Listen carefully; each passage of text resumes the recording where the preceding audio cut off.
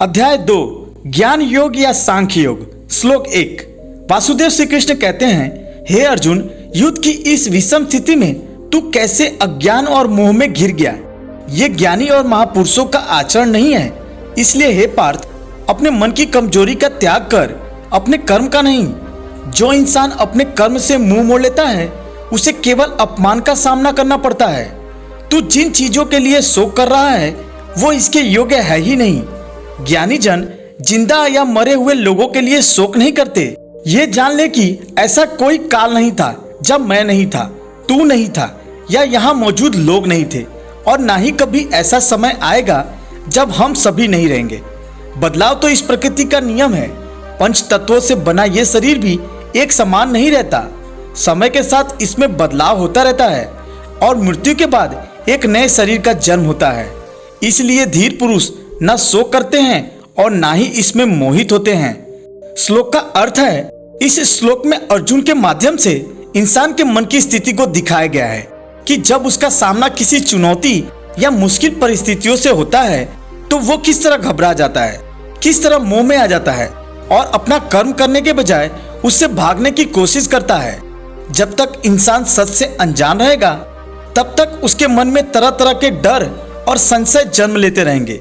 सच को जानकर उसे स्वीकार करने के बाद ना ही उसके मन में किसी तरह का भय शेष रहेगा और ना ही वो किसी मोह में अटका रहेगा। यहाँ ज्ञानी का मतलब है इस शरीर, आत्मा और भगवान के तत्व को समझना। ज्ञानी मतलब समझदार। यहाँ श्री कृष्ण अर्जुन से सवाल कर रहे हैं कि तू किसका शोक कर रहा है, उसका जिसका एक दिन मिट जाना तय है या उसका जिसका नाश कभी हो ही नहीं सकता।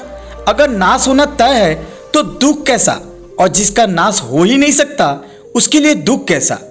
इस सृष्टि में कोई भी चीज शोक करने लायक है ही नहीं, क्योंकि हर चीज का अस्तित्व बस कुछ समय के लिए ही है। यहाँ मनुष्य को यह बताया गया है कि असल में हम शरीर, विचार, इच्छाएं ये सब नहीं है। यहाँ उस पराभौतिक तत्व का जिक्र किया गया है जिसका कभी नाश नहीं हो सकता, यानी आत्मा। हम तो वो हैं जिसने 5 तत्वों से बने इस शरीर को धारण किया है, उसे ही आत्मा कहते हैं। ये आत्मा पूरी सृष्टि में समाई हुई है, या ये कहा जा सकता है कि उसने अपने अंदर पूरे ब्रह्मांड को समेट रखा है। कहने का मतलब यह है कि आत्मा में ब्रह्मांड नहीं बल्कि ब्रह्मांड और इस पूरे संसार का ज्ञान समाया हुआ रहता है, क्योंकि आत्मा में ही मन, बुद्धि और संस्कार हैं, और यह शरीर इतनी विशाल 5 तत्वों से बनी प्रकृति का ही तो प्रतीक है।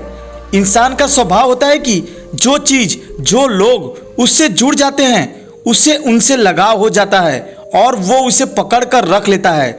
इस लगाव की हाईएस्ट डिग्री को ही मोह कहा गया है। जब उसे लगता है कि उससे कोई अपना छूट जाएगा तब वह परेशान हो जाता है, दुखी हो जाता है और यह हर समस्या का कारण बनता है। जब इंसान का मन और बुद्धि लगाव में कहीं अटक जाए, सीमित हो जाए, तो उसे मोह कहा जाता है। इंसान को दुख तब होता है जब वह अपनी इंद्रियों द्वारा नजर आने वाली चीजों के मिट जाने के बारे में सोचता है। इंसान को बाहरी चीजों का आभास उसकी इंद्रियों जैसे त्वचा, आंख, नाक, जीभ, कान के माध्यम से होता है। जब ये इंद्रियां बाहरी चीजों के संपर्क में आती हैं तो अलग अलग भावनाओं को जन्म देती हैं, जैसे सुख, दुख, सर्दी, गर्मी, जो पल पल बदलते रहते हैं। इसलिए इंसान को हर भावना को धीरज के साथ सहन करना चाहिए। इस तरह उसके मन की स्थिति में एक संतुलन का विकास होने लगता है। ये संभावनाएं सिर्फ हमारे मन की प्रतिक्रिया, रिस्पॉन्स है। उनके गुलाम बनने के बजाय उन्हें ऑब्जर्व करना सीखें, रिएक्ट नहीं बल्कि उसके बारे में सोचना, रिफ्लेक्ट सीखें।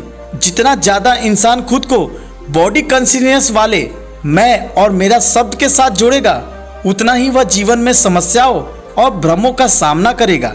जबकि यह सत्य ज्ञान की मैं आत्मा, मेरा शरीर समझकर जिस पल वह अपने सोचने का दायरा और नजरिया को बढ़ाता है और हकीकत में समझकर खुद को आत्मा पहचानता है, उसके भ्रम गायब होने लगते हैं।